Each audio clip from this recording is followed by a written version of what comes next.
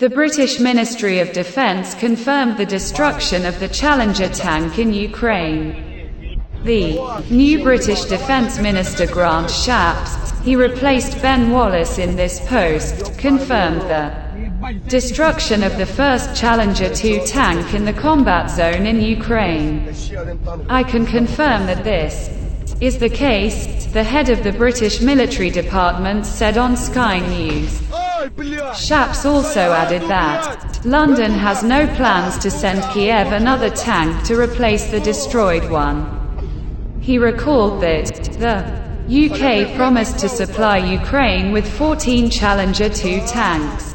The destruction of the British Challenger 2 tank in the battles in Ukraine was announced by Vladimir Rogov, a representative of the administration of the Zaporizhzhia region, on September 5.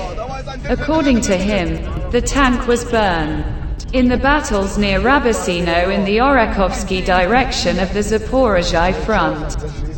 He published a short video showing burning armored vehicles, and stated that such tanks are in service with the 82nd Brigade of the Armed Forces of Ukraine.